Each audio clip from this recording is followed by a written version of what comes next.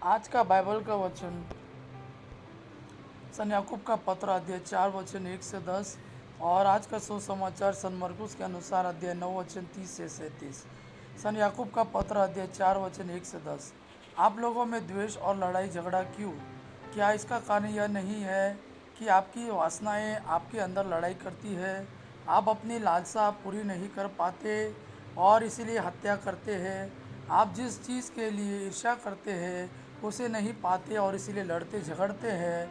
आप प्रार्थना नहीं करते इसलिए आप लोगों के पास कुछ नहीं होता। जब आप मांगते भी हो तो इसलिए नहीं पाते कि अच्छी तरह प्रार्थना नहीं करते। आप अपनी वासनाओं की तृप्ति के लिए धन की प्रार्थना करते हैं। कपटी और बेईमान लोगों, क्या आप यह नहीं जानते कि संसार से मित्रता रखने का अर्थ है ईश्वर से बैर करना?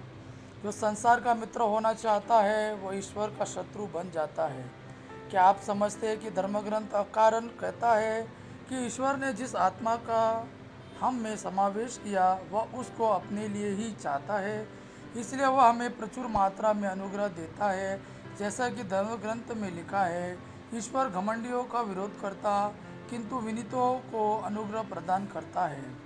आप लोग ईश्वर के अधीन रहे, शैतान का सामना करें और वह आपके पास से भाग जाएगा।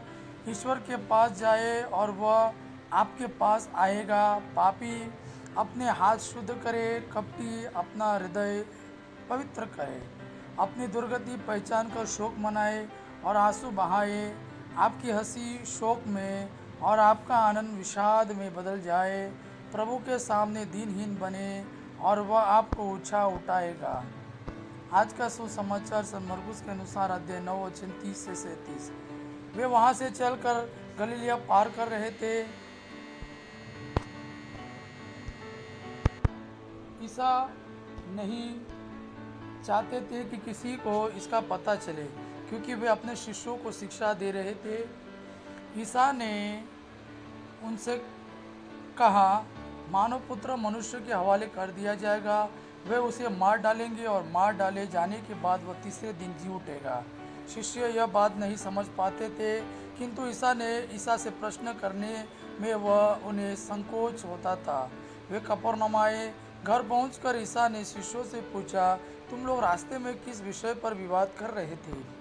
वे चुप रह गए क्योंकि उन्होंने रास्ते में इस पर वाद विवाद किया था कि हम में सबसे बड़ा कौन है।